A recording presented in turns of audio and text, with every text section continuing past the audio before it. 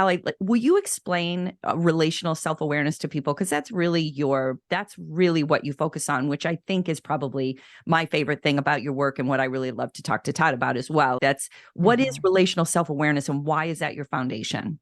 Yeah, it is. It's the through line in all of the work that I do, whether I'm working as a couples therapist or an educator or a wife in my own 25 plus year marriage. It is basically relational self-awareness is an ongoing, curious and compassionate relationship that we have with ourselves that becomes the foundation for healthy, intimate partnerships. We can bring relational self-awareness into our parenting, and we ought to, and into our friendships and our colleague relationships. But mostly, I point the lens of relational self-awareness to our intimate partnerships, which is being willing to be a student of our own reactivity, noticing the reactions we have. And especially, I think in the two of you talk about this a lot, especially in our marriages, it is just so easy to feel. It actually feels quite convincing that if our partner would just be different, we would suffer less. Just that it's so easy to put the stress and strain and disappointment at our partner's feet and wish for them to be different. And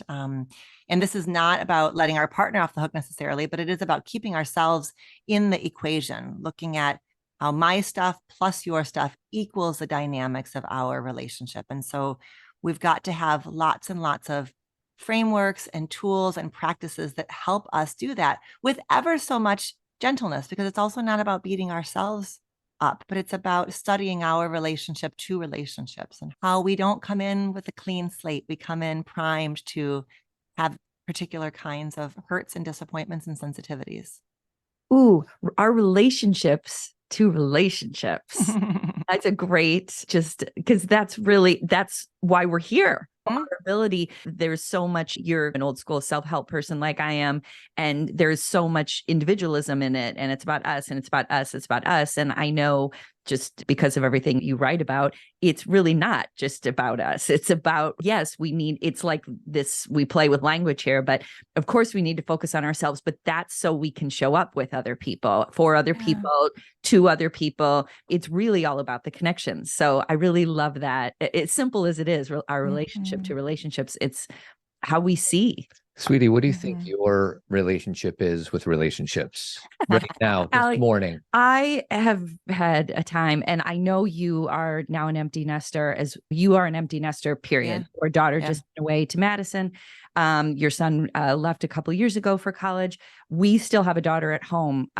She's a sophomore, but two of mine left in August.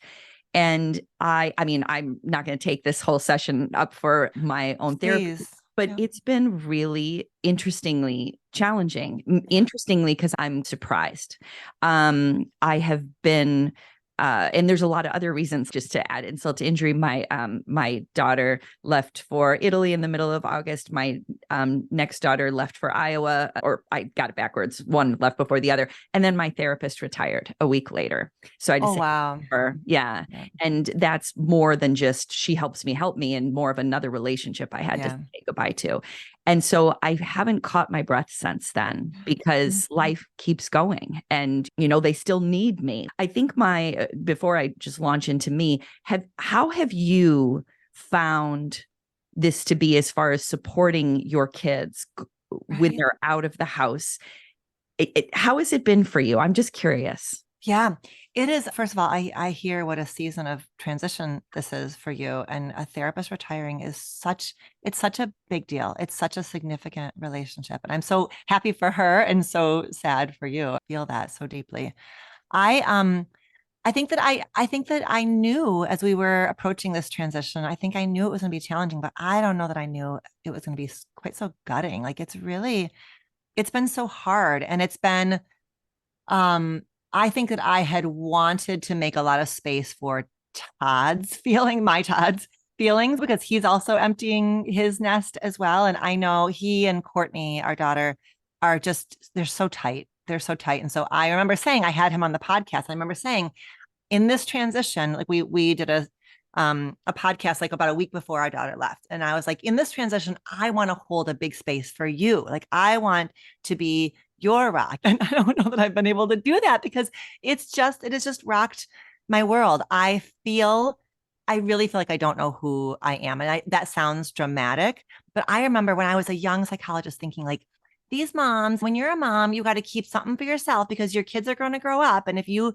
have your whole life wrapped around your kids, you're not going to know who you are. I have not wrapped my life around my kids. I've had a big, robust career and lots of interests, and I still feel very much, who am I for? What am I about? It just feels really, space and time feel strange. The rhythm of a day feels really strange when there's not kids coming in the door at 3 or 3:30. I don't know how to end a work day. It's just, it's so profound. And I'm so in it. We're about a month in, and I still feel like I'm being worked by it.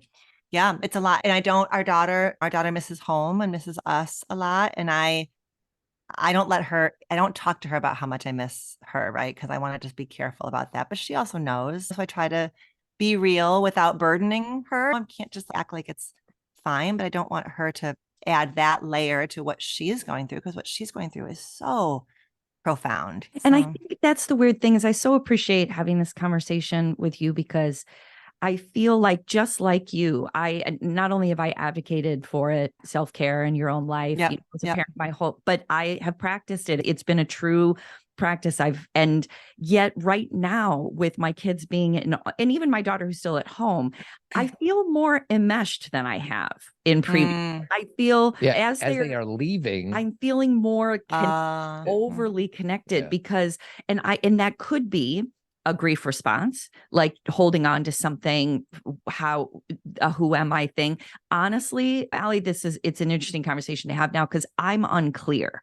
Like, I really usually don't bring things to the podcast that I haven't worked through. Yeah. Today's an exception.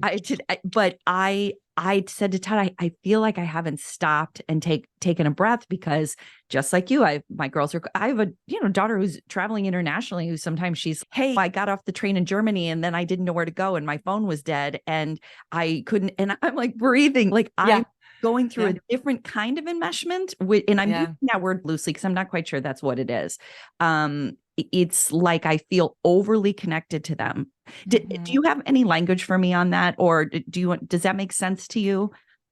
It's so fascinating. Okay, so my son has a challenge that's not a new challenge, but I am so tangled up in this challenge now. Like this month, like I can't. Like last night, I was reactive. 10 out of 10. The thing that he reported to me was very minor on the spectrum of things we've been through with him around this challenge. But my reaction was so outsized, and it's making sense as you're saying that. It's like I don't have any distance from it right now. And I think I don't know what the language is, but I think there's something there for sure, something there for me too around as there's more space. I don't know if it's a grasping, but I feel that for sure.